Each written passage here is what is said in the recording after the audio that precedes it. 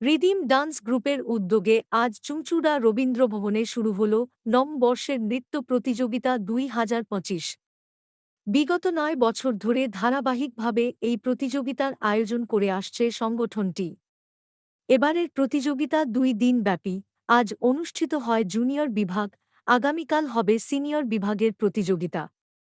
সংগঠনের সভাপতি নিলয় কুমার দাস জানান, এই বছর প্রাকৃতিক দুর্যোগ ও পড়ুয়াদের পরীক্ষা থাকায় কিছুটা কম সংখ্যক প্রতিযোগী অংশ নিয়েছে। তবুও আমরা অত্যন্ত খুশি, কারণ আজকের দিনে মোট ৭০ জন ছাত্রছাত্রী নৃত্য পরিবেশন করেছে। তিনি আরও বলেন, এই প্রতিযোগিতার লক্ষ্যই হল ছোট ছোট ছেলেমেয়েদের লুকিয়ে থাকা প্রতিভাকে মঞ্চের মাধ্যমে তুলে ধরা এবং তাদের উৎসাহিত করা। অনুষ্ঠানে শিশুদের উৎসাহ দিতে উপস্থিত ছিলেন অভিভাবক ও বিশিষ্টজনেরা। নৃত্য পরিবেশনের মাধ্যমে আজকের অনুষ্ঠানে অংশগ্রহণকারীরা দর্শকদের মন জয় করে নেয়।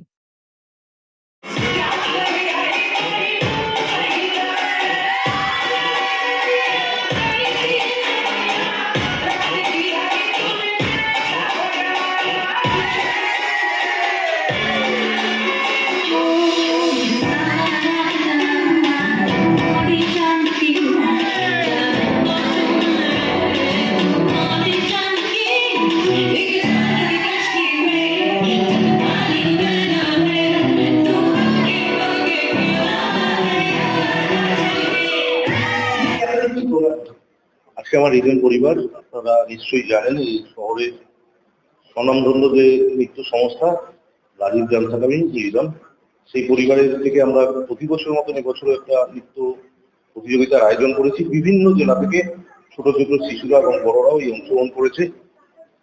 তবে এবছর পরীক্ষার কারণে কিছু পার্টিসিপেন্ট কম হয়েছে, কিন্তু যারা এসেছে প্রত্যেকে প্রতিভাবান এবং প্রত্যেকে দর্শকরা তাদের পারফরমেন্স থেকে তাদের স্বপ্ন আগামী দিনে যাতে এগিয়ে নিয়ে যেতে পারে তার জন্য এই প্রতিযোগিতাটা প্রতি বছর আয়োজন করি।